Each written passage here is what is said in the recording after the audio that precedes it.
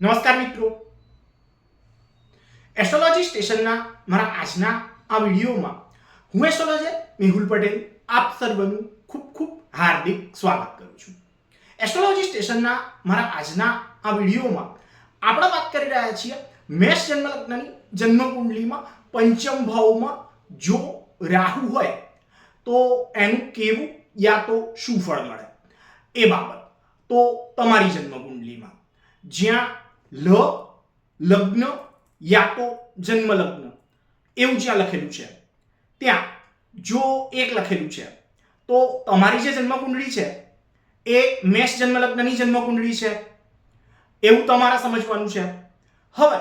તમારી આ એક અર્થાત મેષ જન્મ લગ્નની આ જન્મ કુંડળીમાં પાંચમા ભાવમાં યા તો ત્રિકોણ ભાવમાં અર્થાત પ્રેમ, પ્રણય, આકર્ષણ, સાહસ, પરાક્રમ આવી બાબતમાં સફળતા યા નિષ્ફળતા તથા સાથે જ સંતાનની સંખ્યા, સંતાનની જાતિ અર્થાત પુત્ર સંતાન યા પુત્રી સંતાન એ થવા વિશે, સંતાન થવામાં આવતી અડચણ તથા સાથે જ જો તમે પુરુષ જાતક છો તો તમારા શુક્રકોષ યા શુક્રપિંડ, વીર્ય બીજ એની સાથે સંબંધિત બાબત, અથવા જો તમે સ્ત્રી જાતક છો તો તમારા અંડાશય, અંડબીજ, ગર્ભાશય, અંડબીજ વાહિની એની સાથે સંબંધિત બાબત તથા સાથે જ તમારા માસિક ચક્રની નિયમિતતા યા અનિયમિતતા એની સાથે સંબંધિત બાબત. આવી બધી બાબતો જે છે એ જ્યાં જોવાય છે ત્યાં પોતાના શત્રુગ્રહ સૂર્યની રાશિ 5 અર્થાત સિંહ રાશિ એ જ્યાં આવે છે ત્યાં રાહુ નામનો ગ્રહ એ જો રહેલો છે તો આ બાબતને જો સારી રીતે સમજવી હોય તો આ બાબતને સારી રીતે સમજવા હેતુ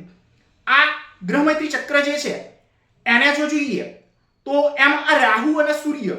એ એકબીજાના શત્રુ છે એવું દર્શાવે છે. અને એટલે જ વિદ્યા પ્રાપ્તિની બાબતની જો વાત કરીએ તો એવી બાબતમાં ઘણી મુશ્કેલીઓનો સામનો એ તમને કરાવશે. પણ આ રાહુ જે છે એ તેજસ્વી ગ્રહ સૂર્યની રાશિમાં રહેલો છે અને એના કારણે જ પ્રભાવ, શક્તિ અને ગુપ્ત યુક્તિ એના બળ દ્વારા વિદ્યા પ્રાપ્તિની બાબતમાં શક્તિ એ તમને પ્રાપ્ત કરાવશે તથા પોતાની આંતરિક ખામીઓ એવી બાબત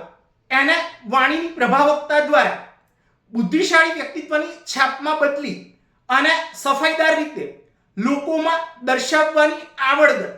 એ તમને અપાવશે. તમારા સંતાન સાથેના મનમેળની બાબતની જો વાત કરીએ તો આવી બાબતમાં કષ્ટ અને પીડાનો અનુભવ એ તમને કરાવશે. ઘણી બધી જોડતોડિયા યુક્તિ કે પ્રયુક્તિ વાપર્યા પછી સંતાનથી મનમેળ જેવી બાબત એમાં સંતુલન એ તમને અપાવશે યા તો પ્રાપ્ત કરાવશે. સતત અને સર્વત્રથી મનમાં ચિંતા અને પીડાદાયક બાબતો એના કારણે એ